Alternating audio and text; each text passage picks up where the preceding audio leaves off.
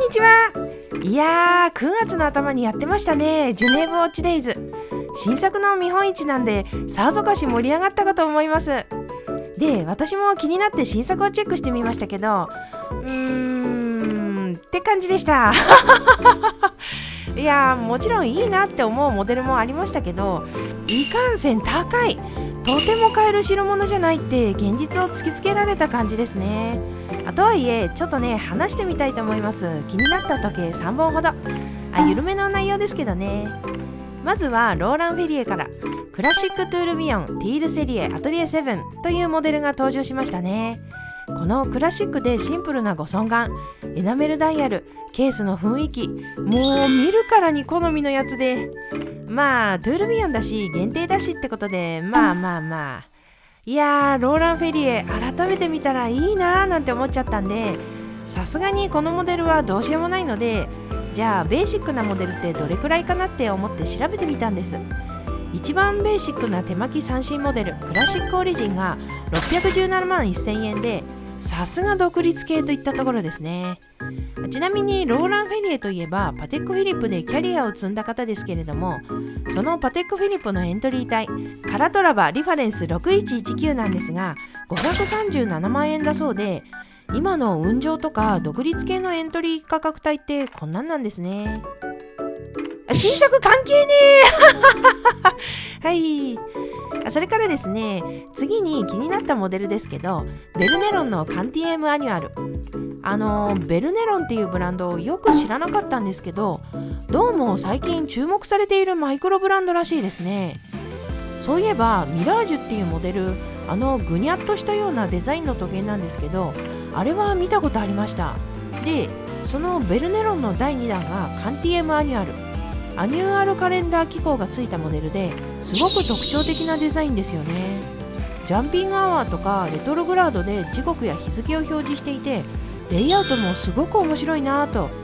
で、価格はだいたい2215万円だそうで、それから2色展開されているんですが、年産が各24本と。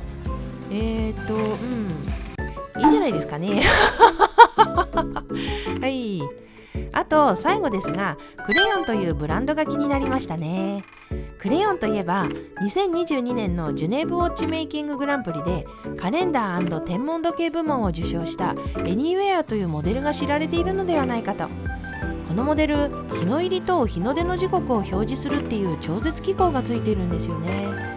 実用性はさておき、そんなの関係ねえってくらい美しい時計です。そして今年の新作のエニーデイ、こちらはカレンダーウォッチでダイヤルの外周に日付が表示されています。なんですが、よく見ると日付の色がところどころ違っていますよね。これ曜日を色で表示しているそうなんです。つまり5週間分の曜日を知ることができる、まるでカレンダーを見るように。これ面白い機能ですよね。ダイヤルのデザインもすごく好みだし、ムーブメントもとても綺麗ですね。で、価格がだいたい1600万円と。なるほど。という感じでジュネーブウォッチデイズの気になった時計に触れてみましたけど、やっぱりですね、独立系のマイクロブランドの作品に目がいっちゃって、なかなか現実的に買えるようなものがないっていうのが寂しいところでしたね。でも改めてそういうブランドのモデルって機械式時計のロマンが詰まってていいなって思っちゃいました。はい。